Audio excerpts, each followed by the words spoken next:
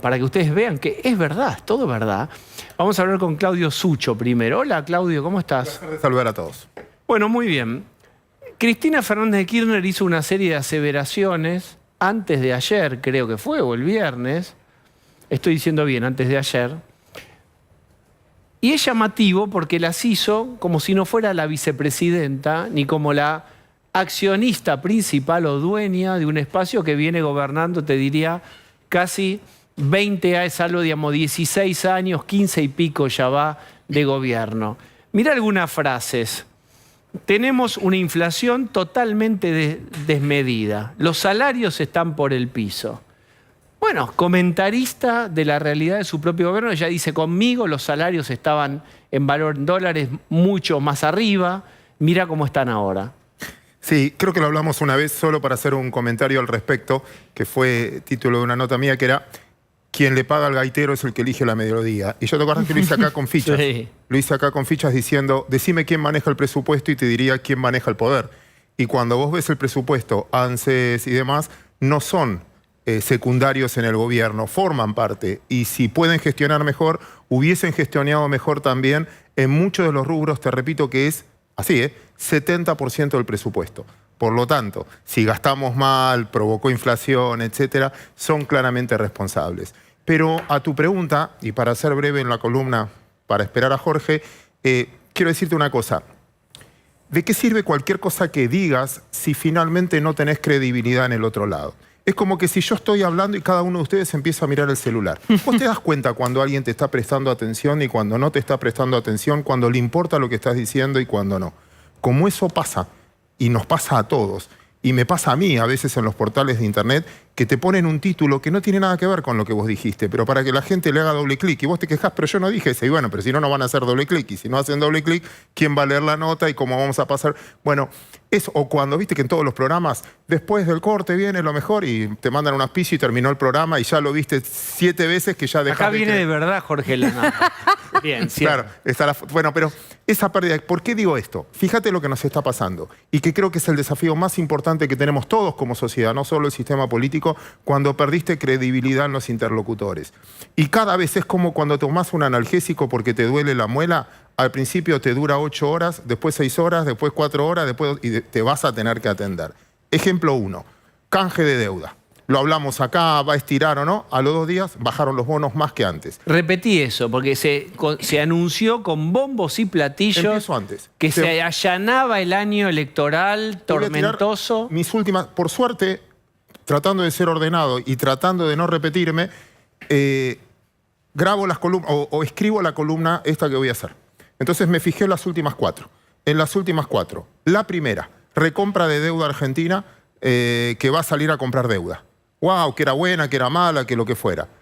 Hoy los bonos valen menos que esa compra de deuda y terminaron vendiendo o están vendiendo los bonos que compraron, cerca de 500 millones. ¿Por qué? Porque al fondo no le gustó, etc. Arreglo con el fondo que van a entrar. Compramos caro y vendemos barato. No tuvo efecto la noticia. No tuvo ningún efecto. Segunda noticia. Acuerdo con el fondo, cosas chinas, recomposición de reservas. Perdimos reservas. Tercer relato. ¿Viste cuando querés gobernar con la expectativa? Quedaste porque lo que voy a decir es buenísimo y ya no, ya está, te lo dije tantas veces que ya ni me querés escuchar.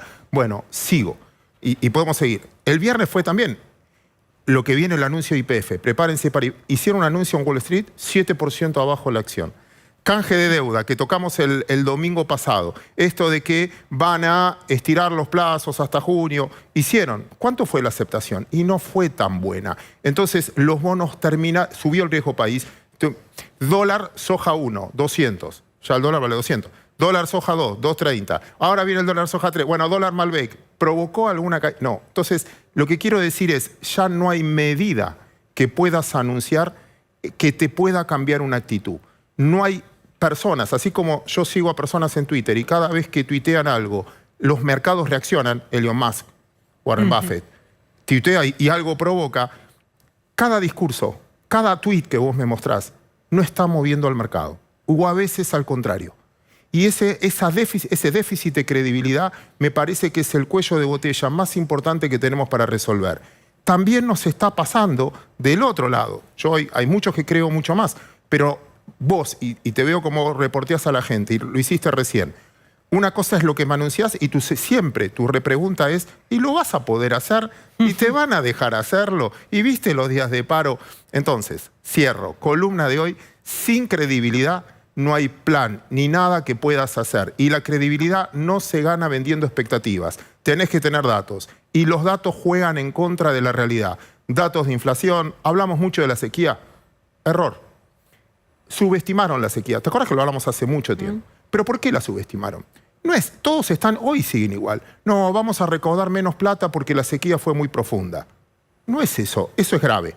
Es grave para la recaudación y es mucho más grave para el productor. Pero es mucho más grave para la economía, porque si no hay granos, no hay camiones que lo trasladen. Espérate, esa sequía, esos granos que no van a crecer y esos dólares que no van a aparecer, ¿cuándo debían aparecer y no van a estar? Ya. Son camiones que no se trasladaron al puerto, son neumáticos que no se vendieron a los camioneros, son restaurantes... O sea, no es una sequía que impacta al próximo gobierno, a este gobierno. Después viene el Niño, esto impactó ahora. Déjame ponerte los números, es el 35% del PBI argentino. Todos hablan del campo, como si solo son productores de alimento, etcétera.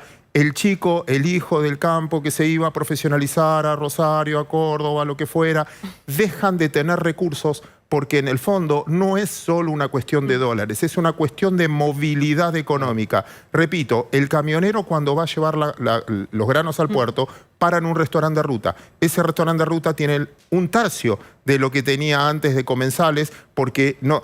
¿Se entiende lo que estoy diciendo? Se rompe toda una cadena. El almacén de pueblo o la construcción de un departamento, todo se para. Subestimamos, y yo creo que el gobierno, muchos, y cuando lo escucho también mediáticamente, se subestima el daño económico de en este caso, algo natural, no se lo vamos a acusar a nadie, pero no lo ponemos en el presupuesto. Entonces queremos vencer hasta la temperatura, hasta la sequía, hasta el calor, con expectativas. No, vas a ver que ahora vamos a cambiar. Y eso al principio te gusta porque la expectativa es linda, porque te da ganas, pero después la desilusión es mucho peor cuando no se cumple.